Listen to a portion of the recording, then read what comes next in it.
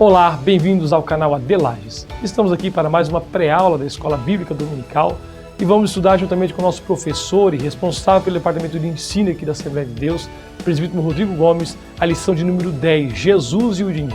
Mas antes, não se esqueça de se inscrever em nosso canal, também curtir nossa página no Facebook e Twitter. Desejo a você uma ótima aula e até mais.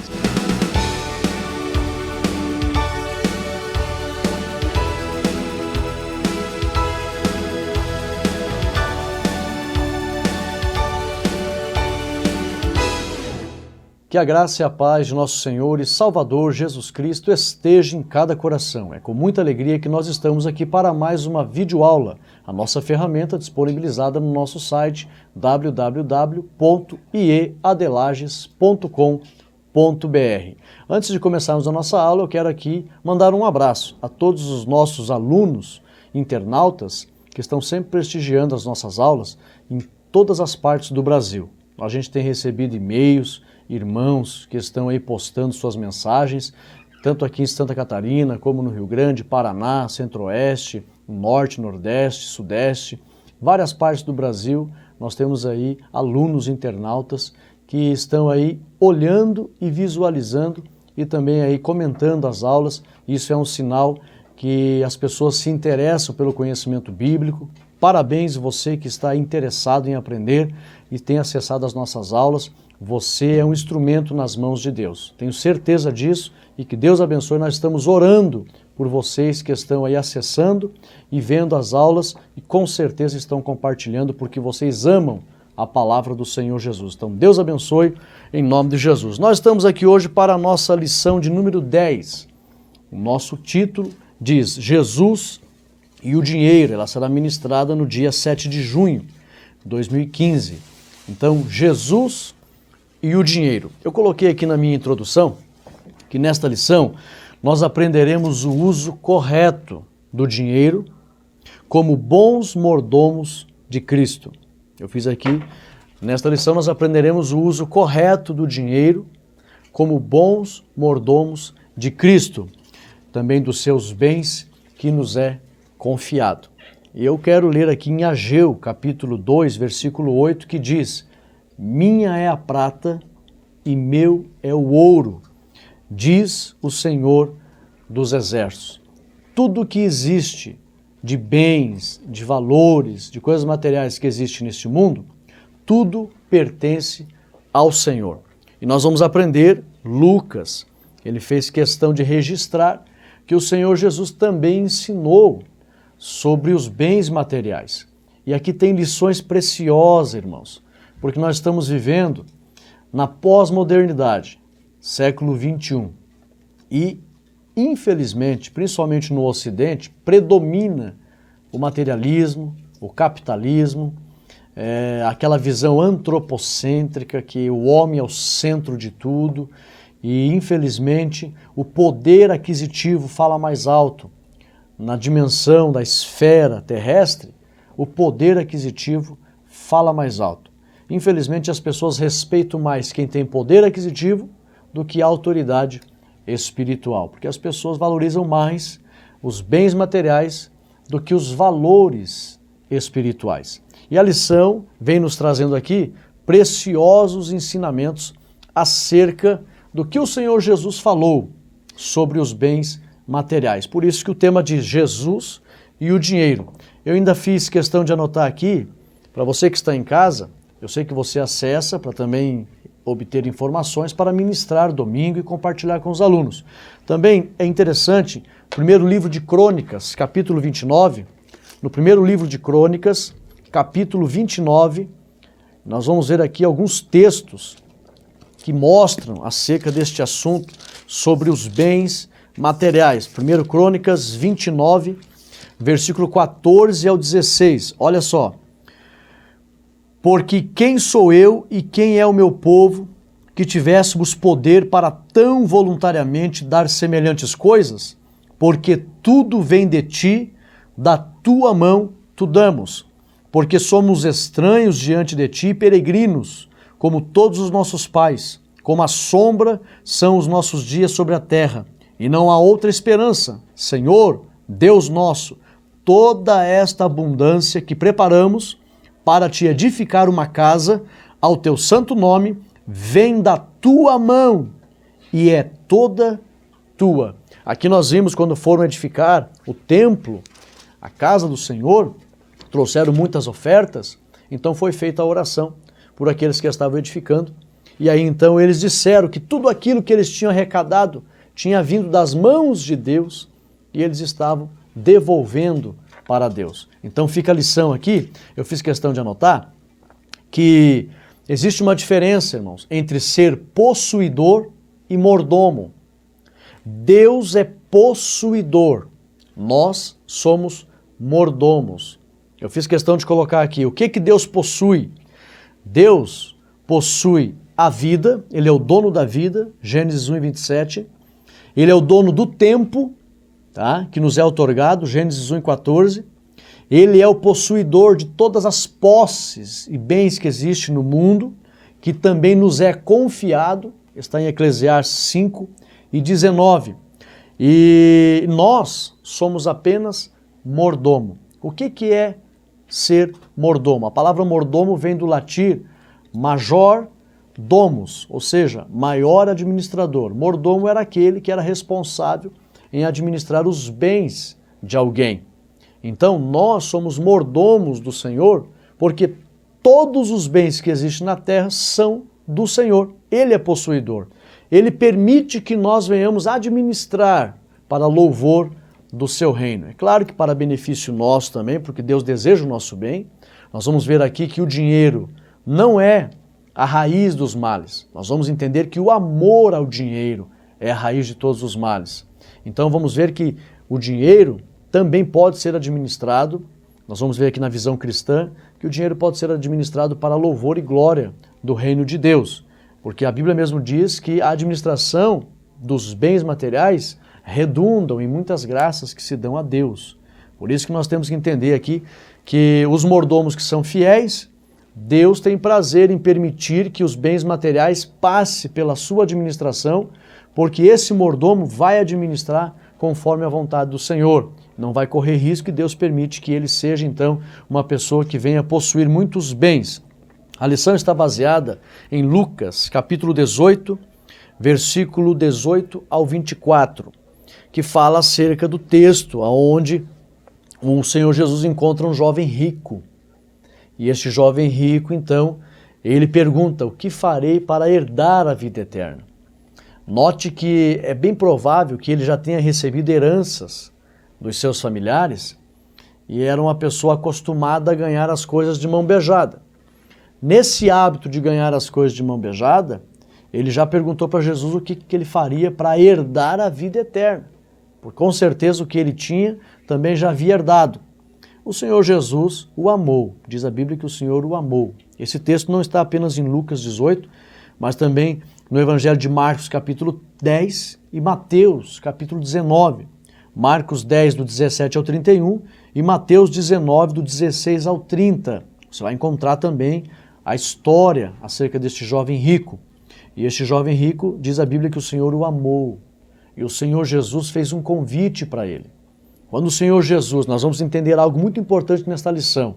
Talvez alguém fique perguntando, tá, eu devo me desfazer de todos, cristianismo é se desfazer de todos os bens materiais e não possuir nada por amor ao reino? Ou como é que fica essa questão? Eu não posso agora adquirir, ou posso adquirir, porque parece que os apóstolos se desfizeram de tudo que tinham, parece que cristianismo, a mensagem é pregar para se desfazer dos bens materiais. O que a gente vai fazer? Não, nós temos que entender uma coisa, irmãos. Os apóstolos que foram chamados para serem discípulos e depois se tornarem também mestres, porque naquela época, irmãos, os mestres, quando eles chamavam alguém para seguir, porque isso vem da escola de profetas. Os profetas ensinavam e às vezes escolhiam pessoas para andar do lado, porque aquele que era escolhido seria o sucessor. Assim como aconteceu com Elias e Eliseu, Eliseu também escolheu Geazi, infelizmente Geazi não correspondeu. E eles tinham o hábito, surgiu então o ministério dos mestres. A partir de 200 a.C., começaram a surgir então a expressão rabi, que é um honrado, um grande homem honrado. A palavra rabi quer dizer honroso. ou grande em honra. E quando surgiram os rabinos, os mestres, eles então faziam discípulos. E quando eles chamavam, porque era uma nação sacerdotal, muitos na população tinham vontade de ser chamado para seguir um mestre, para também ele ser um discípulo que viesse a se tornar um mestre. Por isso que facilmente Pedro, os apóstolos deixaram tudo, porque Jesus era um mestre, identificado, até na maneira de vestir, e Jesus chamando eles, imediatamente eles deixaram. Então era uma honra seguir um mestre, ele seria um aluno para depois se tornar um mestre também. E aí então, como era uma nação sacerdotal, muitos esperavam ser chamados. Quando Jesus chamou os apóstolos, os mestres naquela época não podiam ter salário. Era o povo que sustentava os mestres. Então, como eles seriam também mestres, sucessores, que iriam dar sequência à obra, porque Jesus ia para o Pai, Jesus disse para eles não terem bens materiais. Os apóstolos fizeram de tudo. Até para evangelizar Jesus, não leve alforge, não leve dinheiro, não leve nada. Era uma tradição no segmento dos rabinos. Então quem era chamado não podia ter salário e nem pensar em acumular os bens. Mas quem não tinha esse ministério específico para seguir o mestre, a fim de que se tornasse um mestre, ou seja, a população comum, os discípulos comuns, é claro que eles podiam trabalhar, adquirir, ter comércio, porque seriam fiéis a Deus e iriam ser mantenedores dos mestres, dar assistência material à obra de Deus, aos discípulos, etc., na obra da assistência social, etc. Quem não tinha um chamado específico poderia trabalhar, poderia enriquecer e era usado por Deus com seus bens. E Jesus, o convite que Jesus fez para esse jovem aqui, ele perdeu uma das maiores oportunidades da vida. Jesus estava convidando ele para que ele se tornasse um discípulo também, como os apóstolos, a fim de que ele se tornasse também futuramente um mestre. É bem provável que Jesus iria fazer dele um apóstolo também. Jesus disse, vende tudo que você tem. Jesus não falava isso para todo mundo. Não era o interesse do Senhor Jesus dizer, olha, todos que são discípulos, se querem me servir, vendam tudo, não tenham nada. Não, irmãos. Eram chamados específicos para se tornarem futuros mestres, futuros apóstolos. E o Senhor Jesus fez o mesmo convite para este jovem. E quando o jovem se deparou com aquela palavra que Jesus disse, venda tudo que você tem, dê aos pobres, o jovem não entendeu. Veja que ele não era espiritual. Ele nem sabia o que ele estava pedindo. Ele nem identificava, na verdade, Jesus como Messias. Ele achava Jesus um bom mestre. Interessante isso aqui. E aí então não fez ideia da conversa que teve com Cristo. Jesus fez um convite sincero para ele. Jesus não estava brincando, Jesus o amou. É tanto que Jesus viu que ele era um jovem interessado. Ele não era também, não vamos aqui desvalorizar tudo no rapaz. Ele guardava a lei, era piedoso em relação a temer os mandamentos, mas tinha muitos bens. Para ser um discípulo, a fim de se tornar um futuro apóstolo ou um mestre também, deveria vender tudo. Não podia ter bens e nem salário. Jesus deixou ele naquela situação de escolha e ele, infelizmente, preferiu os bens materiais do que o ministério que Jesus estava oferecendo para ele. E aí o Senhor Jesus, quando Jesus diz assim, dificilmente um rico vai entrar no reino dos céus, não significa, irmãos, que todas as pessoas que têm bens materiais não vão ser salvos. Mas é tanto um estado de espírito, ser rico, no sentido de ser soberbo, não depender de Deus, como também amar demais os bens materiais acima dos valores espirituais. A pessoa que é soberba de espírito é rica de espírito, ou seja, ela é soberba e não depende de ninguém. E a pessoa que ama, autovaloriza os bens materiais, essa pessoa ela é soberba, essa pessoa ela é orgulhosa, dificilmente vai entrar no reino dos céus, porque o Senhor não vai passar a eternidade inteira do lado de um soberbo. Porque se Deus permitisse que um soberbo entrasse no reino dos céus, ao passar do tempo, lá no céu não tem relógio, né? A eternidade é o eterno presente, mas ao passar o iniciar da eternidade, o decorrer da eternidade, é bem provável que esse soberbo daqui a pouco venha a pedir que Deus sirva ele com um cafezinho. Porque o soberbo é arrogante, Ele quer que todos sirvam ele não quer servir. Então é impossível um soberbo, um rico de espírito, um arrogante ir morar no reino dos céus, porque Deus não vai permitir que um soberbo fique a eternidade inteira do seu lado para, infelizmente, desejar ser servido e não servir. A lição é muito rica, irmãos. Essa lição é muito grande de informações. Ela tem 4 partes, ela tem 8 tópicos de estudo. E nós vamos aqui comentar aqui rapidamente os principais tópicos e assuntos relevantes desta lição. Eu fiz questão de colocar aqui na nossa aula que a mordomia, que a lição vai falar aqui no final, na conclusão, eu quero ler a conclusão da lição, porque ela é muito importante. E na conclusão da lição, ela vai falar de mordomia. E eu coloquei aqui que a mordomia tem 2 finalidades. Qual é a primeira finalidade da mordomia? Nós que somos majordomos, ou maiores administradores do reino de Deus. Qual é as finalidades da mordomia? Primeiro, dever interno. Olha só, o mordomo deve honrar ao Senhor, reconhecendo que ele é dono de tudo, demonstrar gratidão, fé, dependência e obediência. Está lá em Provérbios 3 e 9. O mordomo deve honrar a Deus. Honra o Senhor com os teus bens. Segundo lugar, dever externo. O mordomo deve garantir a manutenção da obra de Deus, inclusive o sustento dos ministros de Deus, e promover a expansão do reino de Deus por meio da pregação do Evangelho, da obra de caridade que é feita por meio da igreja.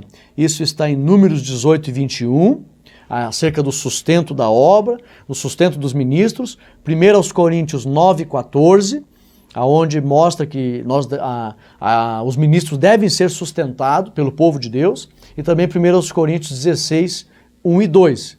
Então, ser mordomo significa ter 2 grandes funções: honrar a Deus, dever interno, e honrar o próximo, ajudar o próximo, dever externo. A mordomia trata acerca dessas verdades. A lição ela tem 4 partes. Primeira parte, o dinheiro, bens e posses nas perspectivas secular e cristã. Nós vamos ver o dinheiro na perspectiva secular e também na visão cristã. Tem 2 tópicos aqui: perspectiva secular e cristã. Segunda parte, dinheiro, bens e posses no judaísmo do tempo de Jesus. Nós vamos ver aqui o dinheiro na época do Senhor Jesus, os bens materiais, como era visto aqui. Nós vamos ver aqui, primeiro tópico, ricos e pobres. Segundo tópico, generosidade e prosperidade. Terceira parte, dinheiro, bens e posses nos ensinos de Jesus. O que Jesus ensinou sobre isso? Primeiro tópico, Jesus alertou sobre os perigos da avareza. Nós vamos mostrar aqui um texto, os perigos da riqueza, aliás, o texto que fala que as riquezas elas trazem muitos laços para os cristãos.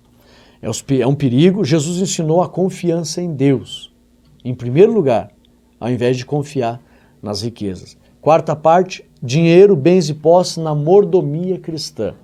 Primeiro tópico, avaliando a intenção do coração. E nós vamos ler um texto aqui em 1 Crônicas que é muito lindo. Quando os irmãos estavam ofertando, foi feita a oração dizendo que o Senhor sabia a intenção do coração em relação àquela oferta que estava sendo dada, que era com alegria. Então, antes de qualquer pessoa pensar em ofertar, saiba que Deus vê a intenção do coração com aquele ato de ofertar. Em primeiro lugar é isso aqui, avaliando a intenção do coração. E o segundo tópico da quarta parte, entesourando no céu. Vamos entrar aqui na primeira parte, na perspectiva secular. Vamos ver aqui qual é a perspectiva, a visão secular em relação ao dinheiro. O dinheiro e os bens e as posses é mais importante. O dinheiro, os bens e as posses, na visão secular, é mais importante que os valores espirituais. É assim que, infelizmente, predomina no mundo natural, nos 5 continentes que existem no mundo, na maioria do planeta, as pessoas valorizam mais os bens, as posses, o dinheiro, do que os valores espirituais. Infelizmente é assim. O ter, infelizmente, é mais valorizado do que o ser. É difícil aquelas pessoas que, mesmo tendo bens materiais, valorizam mais as espirituais do que as materiais. Foi perguntado uma vez para um grande milionário se ele era um homem que tinha muito dinheiro. Perguntaram para ele assim, o senhor é muito rico? Ele disse, não, eu sou um pobre homem que tenho muito dinheiro. É diferente do que ser rico, porque na verdade o rico é sinônimo de soberba, né? Os bens materiais trazem a soberba para as pessoas. Na visão secular, infelizmente, eles valorizam mais isso. Mas aqui, irmãos, no estudo bíblico de mordomia e bens materiais, existem 4 níveis de riqueza na Bíblia. 4 níveis de riqueza. Primeiro nível de riqueza, a Bíblia, nós vemos que existe o zerut, que é honra. Primeiro nível de riqueza, a maior riqueza que a Bíblia mostra é a honra, zerut. No mundo antigo, principalmente no Oriente, quem tinha honra era uma pessoa rica, próspera e respeitada, porque a honra é o primeiro nível de riqueza segundo a Bíblia. O segundo nível de riqueza é o que nós chamamos de secular. Quando Jesus disse, não ajunteis tesouro na terra, mas ajunteis tesouro no céu, aquela palavra tesouro no grego é secular, tesouros no céu. O segundo nível de riqueza é tesouro no céu.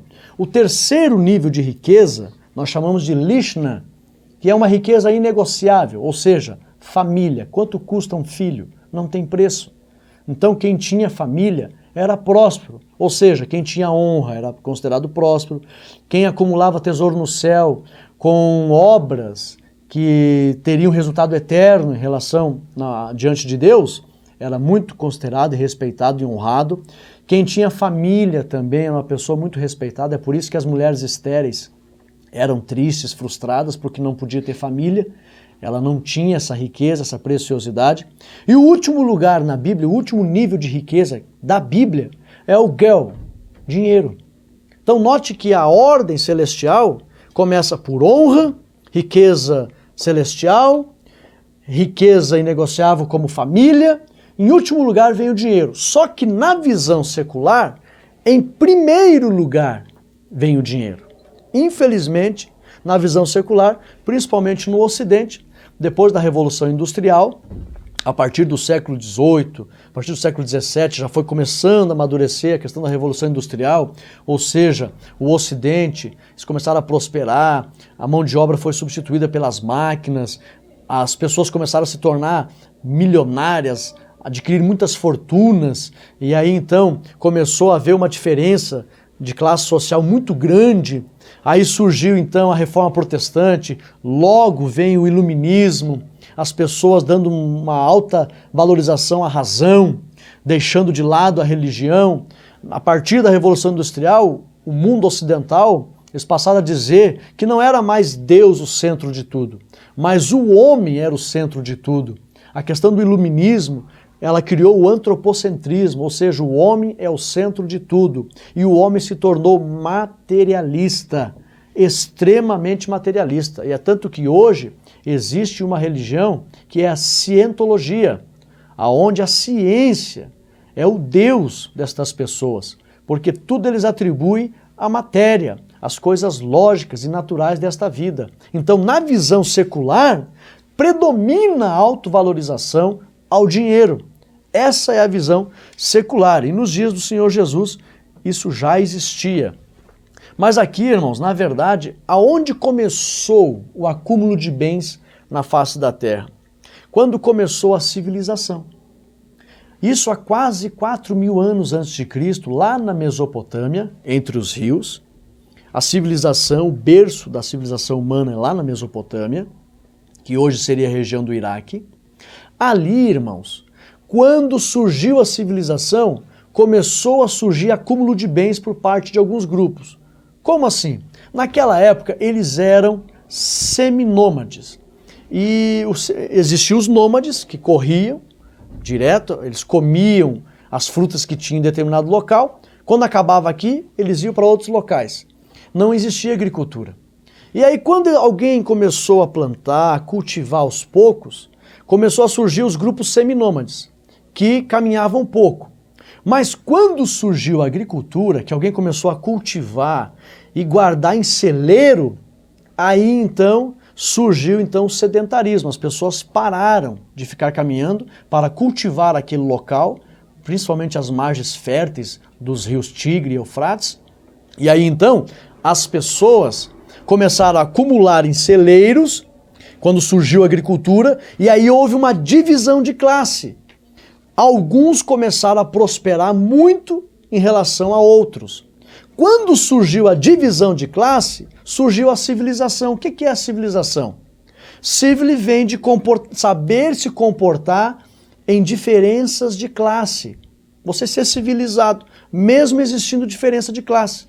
Existindo o bem abastardo ou o mais paupérrimo homem que possa existir, o rico ou o pobre, mas sabendo se relacionar com a divisão das classes.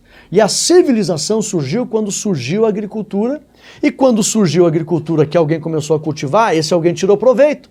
Eles começaram lá na antiga Suméria, foi encontrado os zigurates, que eram edificações gigantes que tinham lá, onde eles plantavam, acumulavam os cereais, as sementes, e guardavam em celeiros.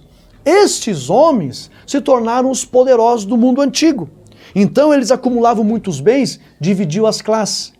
Dividiu a classe, surgiu a civilização, e de lá para cá sempre teve essa grande diferença nítida entre a sociedade. Qual a diferença? Rico e pobre. E os ricos cada vez mais acumulando bens e tirando proveito da necessidade do pobre. Então, isso quase 4.000 anos antes de Cristo, quando surge a civilização, a agricultura que deu divisão de classe, surgiu ali então o início do acúmulo dos bens e um grupo se destacando em relação a outro e tirando proveito dos grupos mais fracos, os mais pobres. Sempre foi assim. E aí então, também essa lição vai falar aqui de dinheiro, e eu fiz questão de trazer aqui informações acerca da criação das moedas. Quem foi que criou a moeda no mundo? As moedas no mundo, as primeiras moedas cunhadas, porque na verdade, irmãos, o que acontecia? As pessoas usavam o metal para fazer reserva. Uma pessoa precisava de comida. As pessoas precisavam de comida, precisavam do serviço braçal dos animais, precisavam de ferramentas, precisavam de roupas. No mundo antigo, isso 2.000 anos, 3.000 anos antes de Cristo, as pessoas faziam o câmbio, a troca. Não tinha dinheiro. Eram os bens necessários para a manutenção da vida que era mais importante e era então o objetivo das trocas. Eles trocavam bens por outros bens, de acordo com a necessidade. Mas quando uma pessoa ela ia adquirir um carregamento de trigo, de cereal, de grão, ou de roupa, ou de animal, ela fechava o negócio e ia trazer um carro, uma carroça, uma padiola, uma bolsa. Ela ia buscar aquilo para poder levar a mercadoria, só que ela deixava um metal. Às vezes deixava um pedaço de prata, às vezes deixava, veja que os bens naquela época, comida, roupa, eles tinham mais valor do que os metais. Foi assim que surgiu. Deixava um metal de reserva, um bronze, um pedaço de ouro, uma prata, deixava reservado. Ó, eu vou deixar esse metal aqui, porque para você identificar que nós fizemos um negócio. Quando eu voltar, você sabe que eu sou o dono desse metal e vou levar a mercadoria, porque eu vou trazer também a outra mercadoria para nós fazer troca. Olha que interessante, irmãos. Às vezes, eles não deixavam metal. Você sabe de onde é que vem a palavra identidade? A palavra identidade significa dente na argila. Ou seja, às vezes a pessoa não tinha um metal para fazer a reserva. Digo, ó, eu vou trazer lá as roupas para trocar por comida, e para você saber que eu sou o dono, vou fazer esse negócio, eu vou deixar esse metal aqui. Mas às vezes não tinha um metal, não tinha uma prata, não tinha um ouro. E as pessoas então, o comerciante pegava, então, ó, ponha a tua arcária dentária na argila, marca aí. Mordia, ficava marcado ali, dente na argila. Quando a pessoa voltava, era muita gente, haviam vilas de comerciantes naquela época. Para saber que era a pessoa mesmo, que tinha deixado aquele negócio quase fechado, então ela pegava então aquele moldezinho e conferia se era a pessoa, a marca da pessoa, o dente na argila. Fechava, beleza, era então o dente daquela pessoa, fazia o negócio. Daí vem a palavra identidade, que é a marca da pessoa. Hoje nós deixamos o polegar, né? Naquela época era o dente na argila. E era assim, só que com o passar dos anos, você vai ver que até Abraão pesou 200 ciclos para comprar um campo para fazer sepultura, e naquela época eles começaram a negociar. Não, a prata, o ouro deixou de ser apenas a reserva, porque eles começaram a fazer joias, utensílios, a beleza começou a surgir, né? E espadas, né? Tinha espada de bronze, espada de metal, e também tinha muitas joias, e aí o metal começou a ser atraente, e logo eles começaram então a fazer câmbio, dando prata, dando ouro, já podendo levar as mercadorias. Mas as primeiras moedas que foram feitas no mundo foram os lídios que fizeram as primeiras moedas. Lá em Israel, irmãos, as primeiras moedas que se tem notícia que foi feita, cunhada pelo povo de Deus, foi no tempo de Neemias. Acredita-se que foi Neemias que cunhou uma moeda para identificar as moedas que seriam ofertadas no templo. Você vai ver em Neemias capítulo 7 falando sobre as moedas. Mas de lá para cá não se vê Israel cunhando muitas moedas.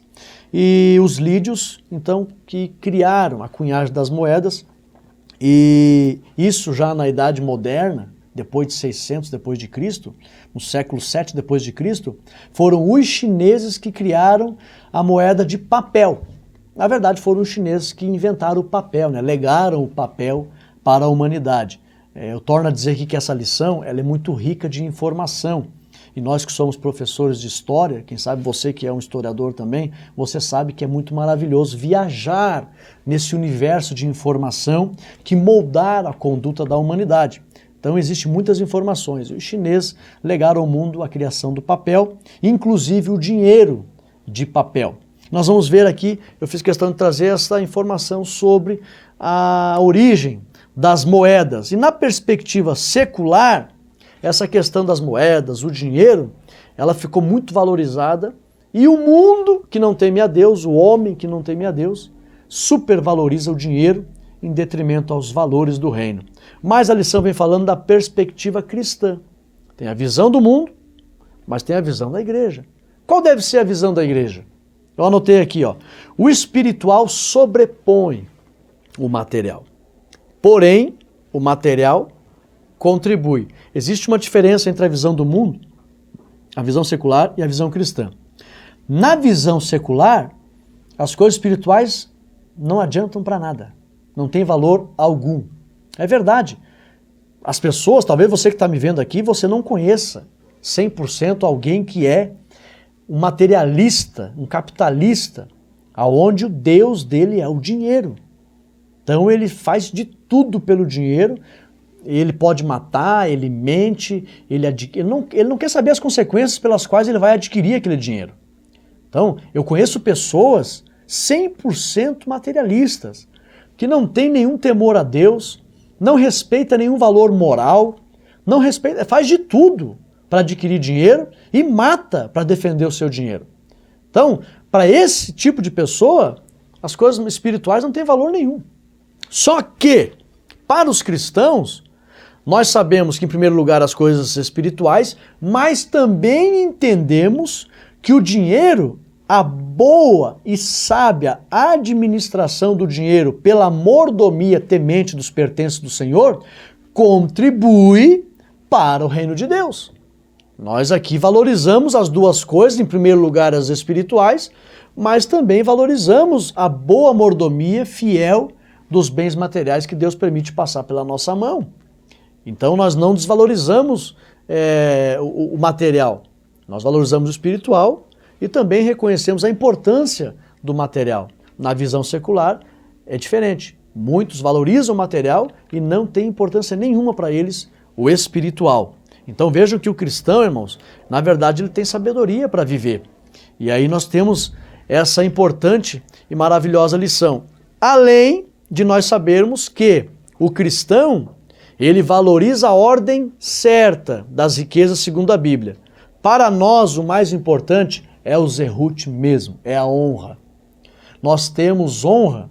Qualquer pessoa que está me vendo agora nesse momento, tenha bens materiais, tenha posses ou não, se você é uma pessoa que você valoriza os princípios do reino. Quais são os princípios do reino? Que é todos os 613 preceitos da lei.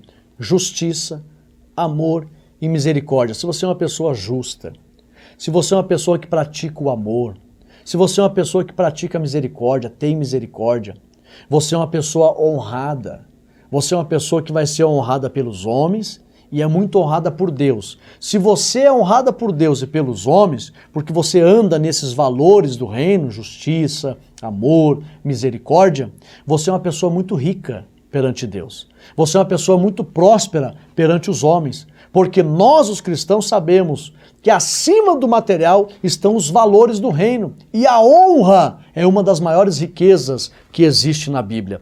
Em segundo lugar, vem o secular, tesouro no céu. Quando nós praticamos tudo que envolve a justiça, quando nós praticamos tudo que envolve o amor, quando nós praticamos tudo que envolve a misericórdia, nós acumulamos tesouro no céu. E se acumulamos tesouro no céu por essas práticas que envolvem essas três coisas que eu falei, nós somos riquíssimos diante de Deus e também perante os homens que conhecem a vontade de Deus. Eu respeito muito uma pessoa que tem honra e uma pessoa que tem riquezas no céu. Respeito muito. Humanamente falando, essa pessoa pode não ter bens materiais, mas tem o meu respeito, tem a minha consideração, porque ela é rica diante de Deus. Em terceiro lugar, irmãos, Lishna, riqueza inegociável. A família, irmãos. Nós temos que valorizar a família. Um casal abençoado, um homem, uma mulher abençoada, seus filhos, sua prole, a união da família, que reflete a união de Deus com seu povo. Nós temos que priorizar e zelar pela estabilidade da família, porque quem tem família tem uma das maiores riquezas desse mundo. É muito próspero diante de Deus e perante a sociedade quem tem família. Triste aquela pessoa que não tem uma família. Ela pode ter muito dinheiro no banco. Como uma vez eu fui fazer uma visita para uma esposa de um médico. Nada contra a classe dos médicos. Era uma exceção. Conheço muitos médicos, inclusive na nossa igreja. Teve um aluno, que foi meu aluno da escola teológica, que ele é cardiologista, doutor. E nós temos médicos que servem a Deus e temem a Deus. Tem muitos médicos que temem a Deus e são pessoas justas, de bem. Mas infelizmente aquela família é uma exceção. A mulher, a casa dela, a sala da casa dela, enorme. Uma mansão, pense numa mansão, uma pessoa com muito dinheiro. Ela chorava e dizia, humanamente nós temos tudo, porém não temos nada. Porque era uma família destruída. Infelizmente acontece muito por aí. E por último, irmãos, nessa questão aqui da Bíblia mostrar os valores, as verdadeiras riquezas, Zehut, secular, Lishna.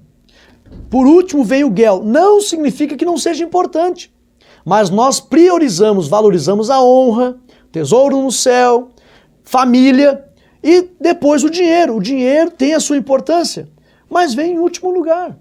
Se Deus permitir que nós venhamos administrar pertences na face dessa terra, seja feita a vontade do Senhor. Se o Senhor não permitir que venham bastante bens e pertences na minha mão, Ele conhece a minha capacidade de administrar. Você sabe por que tem cristãos que não prosperam? Existem dois fatores. Primeiro, Deus deu inteligência para todos.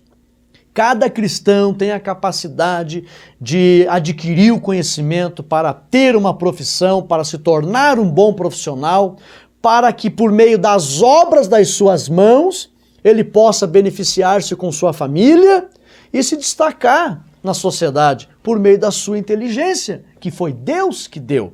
Então ela pode prosperar por meio disso e também, irmãos, ela pode prosperar de maneira que Deus veja o coração dessa pessoa, que é um coração muito caridoso.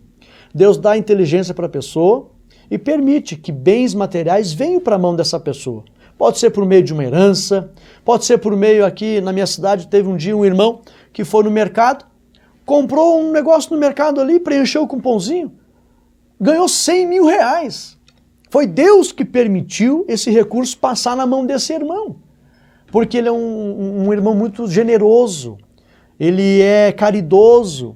A prosperidade vinda de Deus para as nossas mãos, Deus só permite isso se houver em nós o desejo de revelar a caridade, o desejo de revelar a generosidade para fazer boas obras em prol do próximo, a fim de que todos glorifiquem o nome do Senhor. Aí Deus vai ter prazer em colocar bens materiais nas mãos dos seus filhos, porque ele vai reverter isso em glorificação ao reino de Deus. Agora tem pessoas que não querem estudar, que não querem trabalhar, que não têm desejo nenhum de ajudar a obra de Deus, essas pessoas não podem prosperar. Se Deus permitir colocar dinheiro na mão dessas pessoas, eles vão se desviar. Por isso que tem pessoas que às vezes não prosperam. Mas cada caso é um caso. E a lição vem falando aqui que na perspectiva cristã, nós valorizamos em primeiro lugar a honra, tesouros no céu, família e depois o dinheiro, que é importante para a manutenção do reino e a pregação do evangelho. Mas nós temos aqui também a segunda parte, ricos e pobres. A lição vem falando aqui que na segunda parte o Senhor, no tempo do Senhor Jesus, aparecia ali duas classes bem distintas, os ricos e os pobres, e também em relação à generosidade e à prosperidade. Eu fiz questão de anotar aqui, a sociedade era dividida em dois grupos bem claros, ricos e pobres. Quem eram os ricos naquela época? Tinha 4 grupos bem nítidos. Tinha os sacerdotes, na sua grande maioria eram os saduceus, porque os fariseus costumavam frequentar mais as sinagogas entre o povo, e os saduceus frequentavam um templo, o Sanhedrin, o Sinédrio, onde tinha as 72 cadeiras ali, que eles julgavam as causas dos judeus e administravam os serviços sacerdotais do templo. Então os sacerdotes, eles possuíam muitos pertences, porque tinham fazendas, tinham criação de ovelhas, eles mesmos negociavam as ovelhas para as pessoas poderem oferecer os sacrifícios, eles mesmos cuidavam da troca das moedas, que tinham as moedas ali naquela época, tinha as moedas gregas, tinha as moedas romanas, tinha as moedas que eram dos judeus mesmo, e eles então trocavam as moedas para serem oferecidas no templo. Não se sabe ao certo que tipo de moeda eles ofertavam no templo. Alguns dizem que era o ouro que ia para o templo, outros dizem que era a moeda dos judeus que ia para o templo, mas os sacerdotes cuidavam disso, acabavam prosperando. Então tinha os sacerdotes que eram ricos entre os judeus, tinha os que eram do partido de Herodes, chamados herodianos, que tanto faz serem romanos ou judeus que faziam parte desse partido. Tinha também, nós chamamos de aristocratas, aristocracia, que eram comerciantes bem-sucedidos naquela época, fazendeiros inclusive, agricultores, e eram bem-sucedidos. E tinha também vários tipos de comerciantes que negociavam azeite, negociavam ferramentas, negociavam roupas. Essas pessoas tinham bens, tinham posses. E tinha os pobres. Os pobres, infelizmente, os pobres não tinham nada. Eles tinham uma casa muito simples, eles, infelizmente, trocavam a mão de obra para adquirir o alimento e não conseguiam adquirir, porque naquela época os impostos eram pesados. Naquela época era meio monopolizado. Os negócios que já eram feitos com certos tipos de comerciantes, era só aqueles, não trocavam. E era difícil ganhar um espaço na sociedade da época de Jesus. E aí tinha essa diferença aqui. Eu coloquei aqui a questão das moedas. Lá em Israel, cunhada, que era a moeda dos judeus, era o lepton. Eu coloquei aqui o lepton judeu. A palavra lepton, ela significa pequena, fina. Metal pequeno e fino. Foi essas moedinhas pequenas e finas, o lepton, que aquela viúva deu no tesouro, no gasofilácio.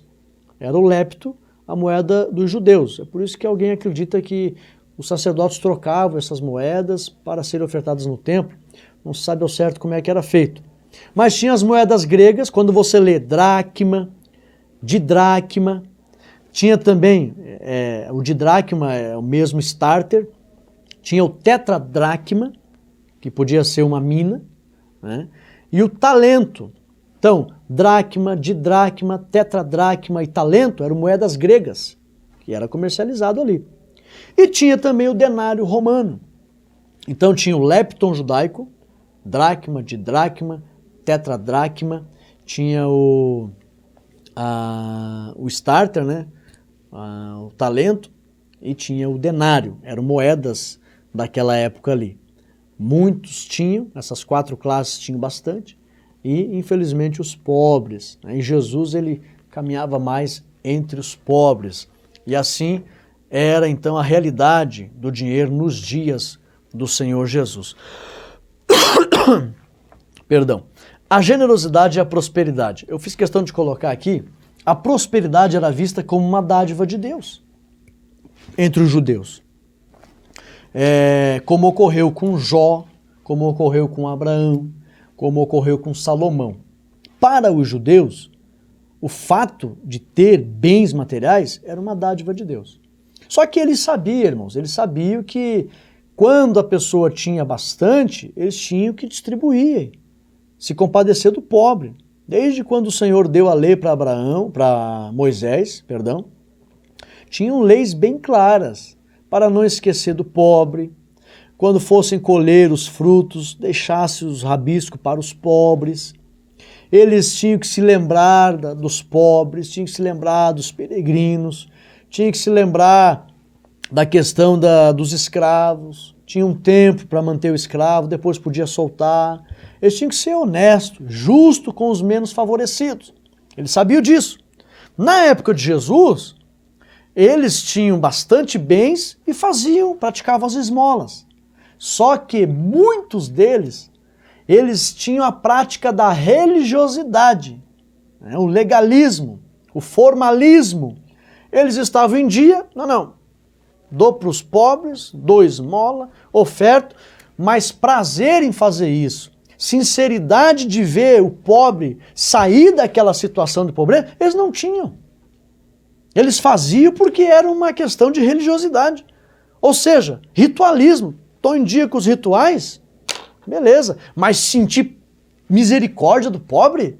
Eu não sinto misericórdia. Tentar mudar a realidade do pobre? Eu não vou perder tempo com isso. Eu dou minha esmola e pronto, estou de bem com Deus. Jesus não queria isso, irmãos.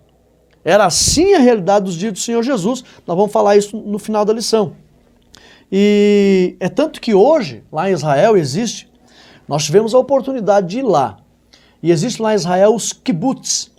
Os kibbutz foram, na verdade, kibbutz significa reunião ou juntos. A palavra kibbutz, ela surgiu na Rússia, quando houve uma grande dificuldade, os judeus que estavam lá, a partir do final do século XIX para o século XX, e principalmente as guerras que aconteceram, a Segunda Guerra Mundial, os judeus tiveram muita dificuldade e eles criaram uma sociedade onde eles tinham uma visão socialista, de se ajudar.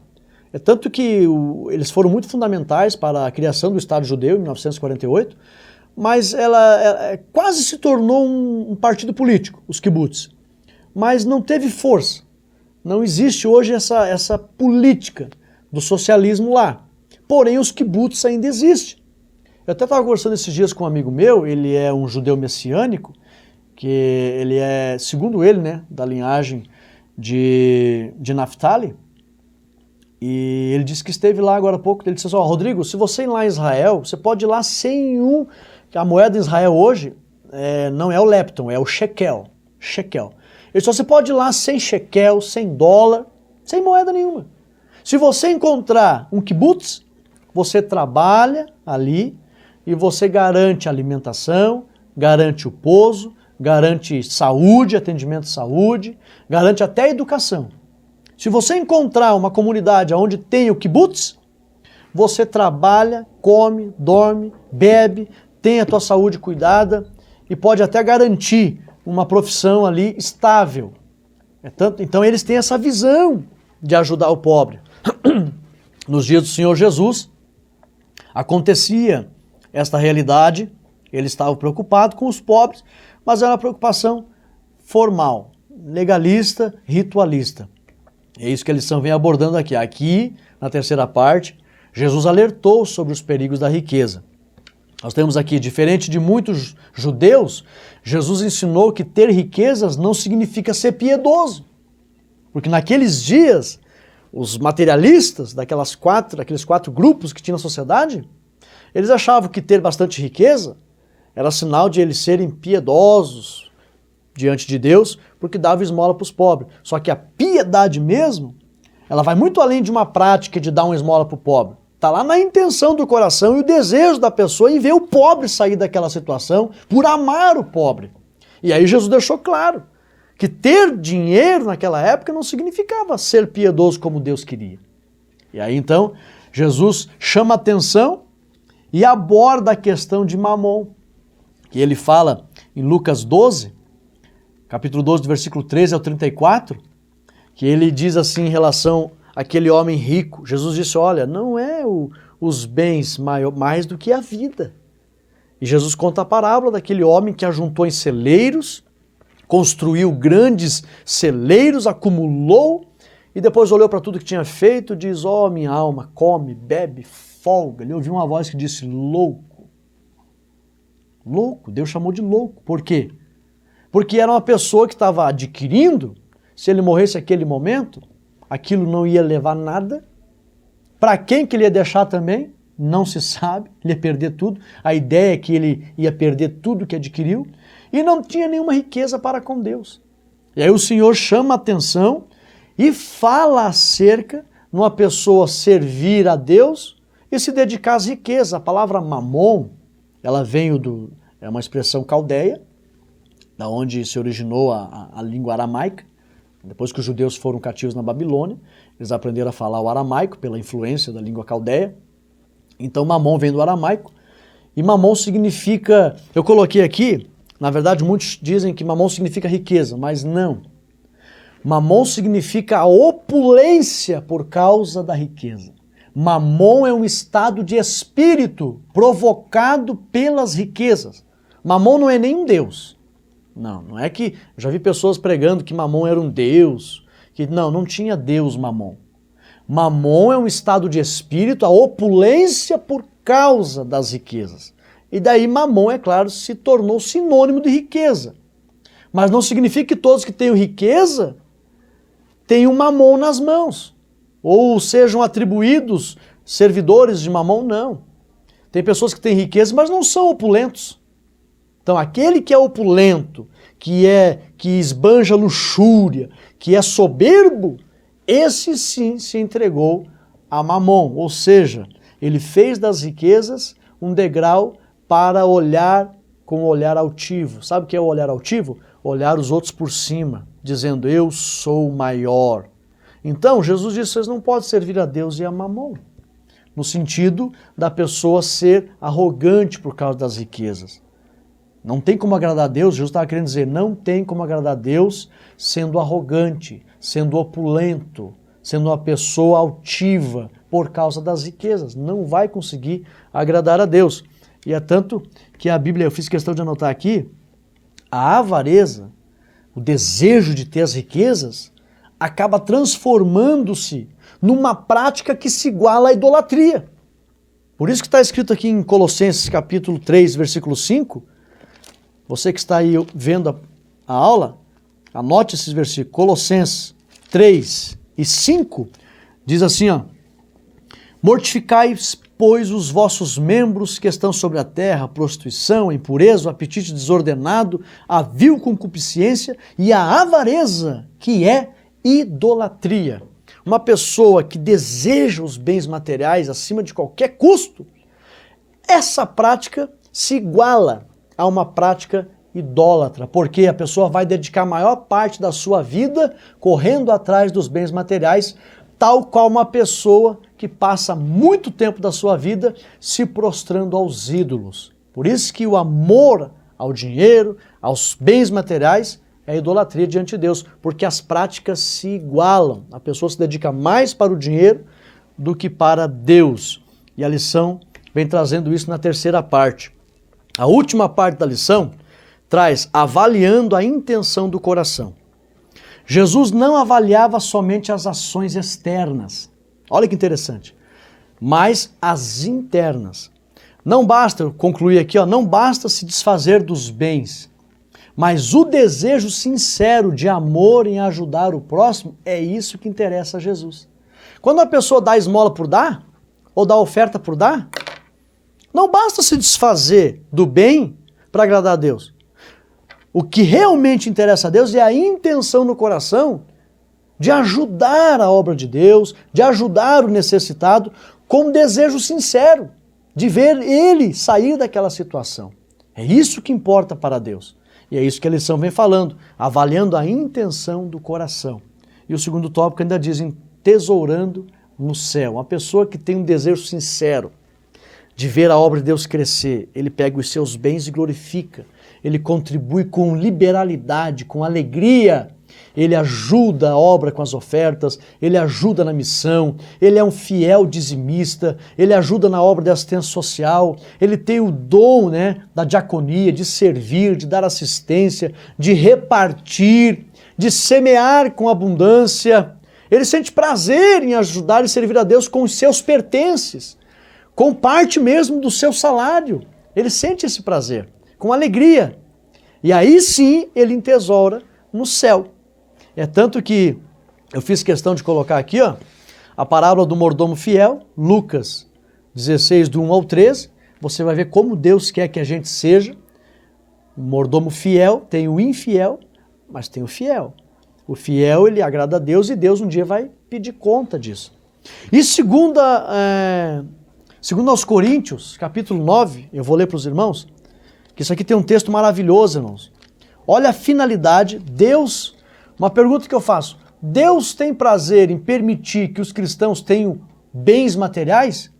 Se o cristão for fiel a Deus, é claro que Deus tem prazer em acumular os seus filhos de bens. Por quê? Porque isso vai retornar para o reino. Olha o que diz aqui, 2 Coríntios, capítulo 9, do versículo 11 ao 13. Eu gosto muito disso aqui.